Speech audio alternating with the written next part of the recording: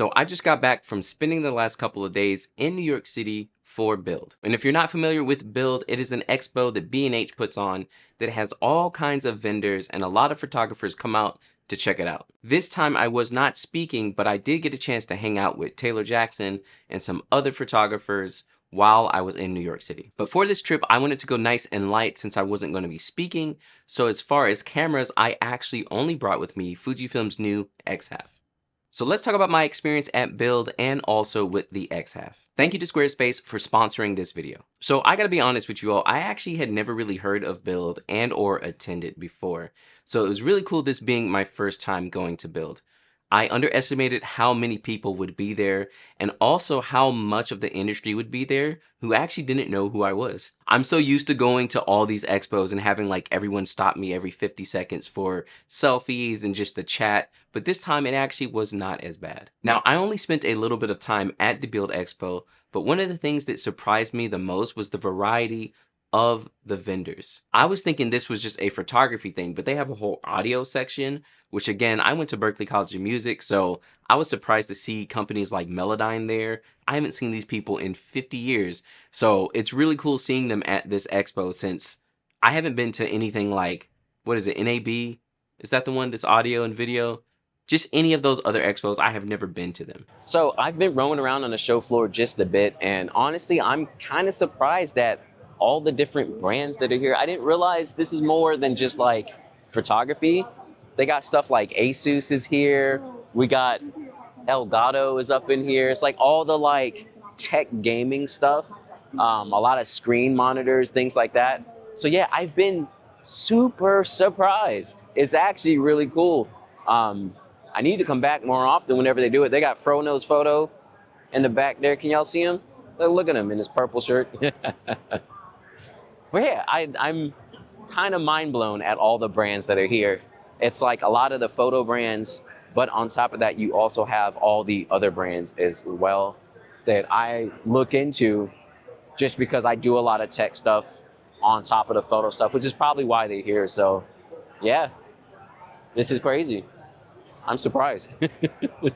So walking the show floor was really fun for me, seeing companies like BenQ, who I'm familiar with, and you know I love their monitors. I'll actually link my last video of their monitor right up above. Also, all of my normals like Evoto, Imagine AI, which I actually stayed in their booth for a little bit. And then all the big camera brands. Fujifilm was there, Sony, Canon, everybody was there. But Fujifilm setup was really cool. They had a little Lego set, and they also had the brand new XE5. Now, I'm actually not very familiar with the XE series at all. I've always been an XT guy, and then now more recently a GFX guy. So this was my first time ever seeing this body and holding it, and it is definitely nice. Pretty much reminds me of the X106, but with an interchangeable lens, which is cool. And yeah, pretty straightforward, nice and light, feels good. I actually didn't look into any of the new information about it, so I'm not very familiar with the specs on this camera, but it was cool being able to see it in person. Hopefully at some time I'll be able to try it out and see if I really like it, but I honestly have too many cameras right now and don't need any more. So if and whenever the next build is, I'm really hoping to be a part of it, maybe as a speaker or doing photo walks, because I basically missed out on all of that this time, but we'll see the next time they come around. I heard it's not every year, but I don't know much about it. I really need to tell me in the comments below, y'all. Tell me what you thought about it. Tell me if you went. Tell me if it's worth me going and actually speaking.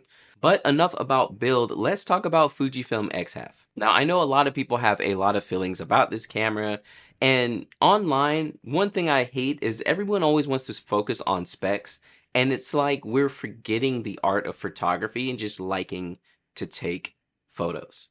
Now, I'm not going to sit here and talk about the specs of the camera, but the overall purpose of this camera is to have a nice, fun, small camera to shoot just for taking photos. It's nothing too serious, and that's actually what I like about it the most. As a working photographer, sometimes I need to disconnect from the whole like, let me get my settings, let me get it perfect, let me like it's so much all the time shooting like that at weddings that sometimes I just want to pick up a camera and take some pictures. You know what I mean? Like, I don't care if it's the most amazing photo in the world.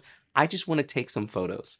This is why I shoot film most of the time. And the X-Half is like the digital film version of all of that. Now, when I first started using it, I actually immediately just threw it in film mode because personally, that's what excites me the most about the camera. This is something I've been trying to recreate on all of my other cameras, and the fact that it has this mode built into it is really awesome. So when you go into film mode, you pick a film simulation, and that actually counts as your roll. So me, again, I like to shoot classic chrome, so I loaded in a roll of classic chrome, and once you do that, you have your 36 shots where you can't do anything else until you actually finish that roll. Every time you take a photo, you have to actually crank it like to advance the film. And it's a really cool process that makes you slow down.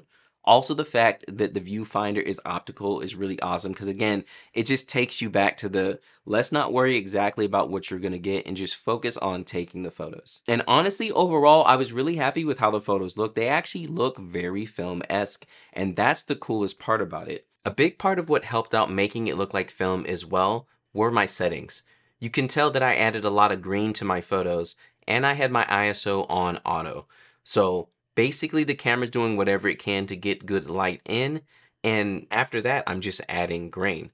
I really love the way it looks, and again, just being able to take photos because I want to take them is a huge win for me. I really am a huge fan of this camera and being able to disconnect from taking photos and just being a part of the moment and taking pictures of whatever moves me.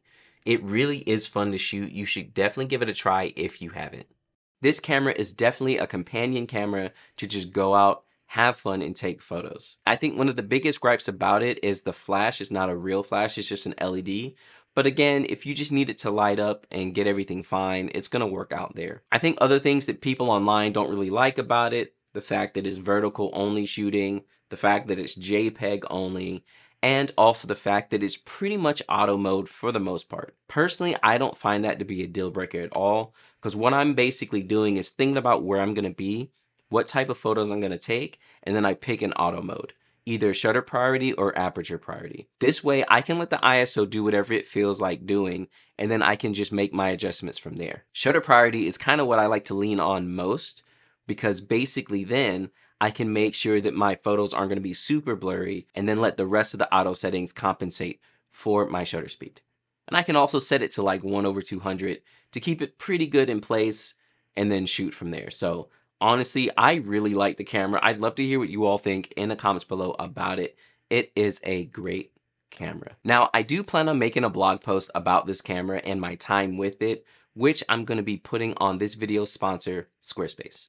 If you all haven't been to my website, you should check it out because that's where I have all my blog posts and my portfolio, which I made my website with Squarespace. Squarespace is an online platform that will easily help you make a website without any web design knowledge. They have amazing templates and AI to help you build your pages and website so that you can have an online presence. As a wedding photographer or any type of photographer, honestly, you really should have a place aside from social media where you can share your work. And again, like I said, you have more than just portfolios. You can make blog pages so you can share information about anything you would like to. You can make commerce pages so you can sell digital and physical products. And you can even make membership pages. This way, you can have people pay you to see certain pages on your website. So there's a lot of different options that you can take with Squarespace using it alongside your business. Definitely make sure to check out the link in the description below for 10% off of your first website or domain and make an amazing portfolio page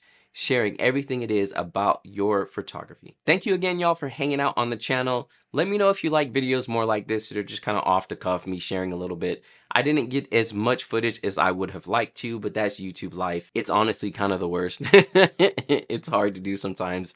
At this point, I'm just gonna kind of be nonchalant about it and be real with you all. So thank you again for hanging out. Let me know your thoughts on the X-Half, and I will catch you all next time with a full wedding date video coming out very soon.